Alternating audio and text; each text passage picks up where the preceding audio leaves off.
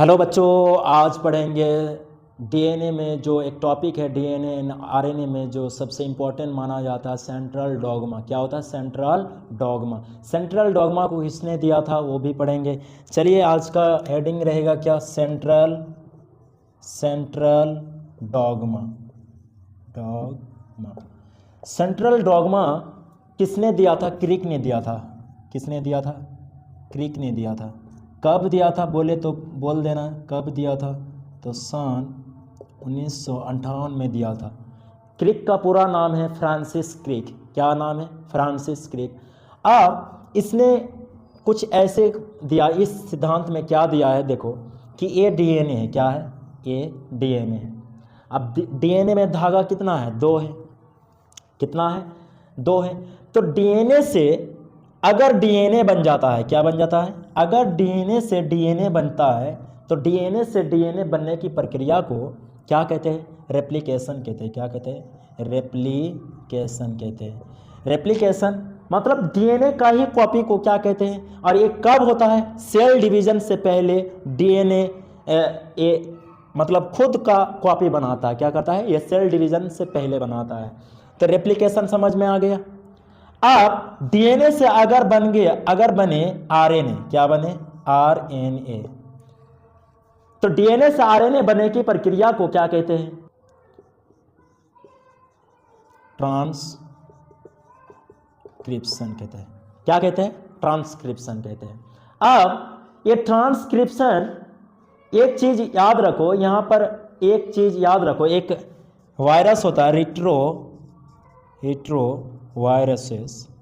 इसमें जो ट्रांसक्रिप्शन का प्रोसेस होता है वो रिवर्स होता है। क्या होता है? रिवर्स होता है। क्या होता है? रिवर्स होता है। ये रिट्रो वायरस 11-12 इसमें पूछा जाता है कॉम्पिटिटिव एग्जाम में। बताओ कि ऐसा कौन सा वायरस है जहाँ पर ट्रांसक्रिप्शन उल्टा होता है, रिवर्स ट्रांसक्रिप्शन होता है? तो आंसर क्या होगा? रिट्रो वायरस होगा। क्या होगा? Retro virus. अब डीएनए से आरएनए बनने की प्रक्रिया को क्या कहते हैं? ट्रांसक्रिप्शन कहते हैं। अब आरएनए से प्रोटीन बनता है, सबको ही जानता है। क्या बनता है? प्रोटीन बनता है। क्या बनता है? आरएनए से प्रोटीन बनता है। तो इस प्रोसेस को क्या कहते हैं? इस प्रोसेस को कहते हैं ट्रांसलेशन कहते हैं। क्या कहते हैं? ट्रांसलेशन कहते हैं।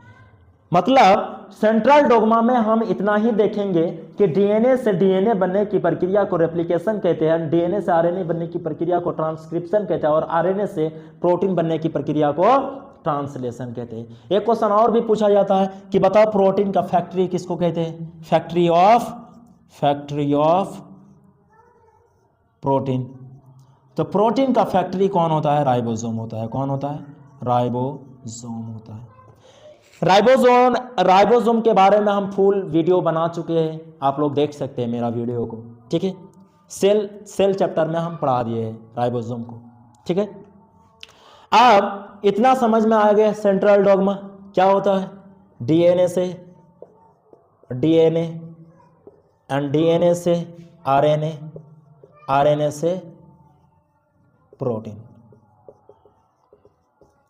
सेंट्रल डॉगमा में इतना ही चीज को देखा जाता है। ट्रांसक्रिप्शन रेप्लिकेशन का डिफिनेशन ऐसे ही दे देना हो जाएगा कि डीएनए से डीएनए बनने की प्रक्रिया को क्या कहते हैं? रेप्लिकेशन कहते हैं। एंड ट्रांसक्रिप्शन यानी डीएनए से आरएनए बनने की प्रक्रिया को ट्रांसक्रिप्शन, एंड आरएनए से प्रोटीन बनने की प्रक्रिया को ट्रांसलेशन कहते हैं। और प्रोटीन का फैक्ट्री किसको कहा जाता है? राइबोसोम को कहा जाता है। ओके, आज के लिए इतना है।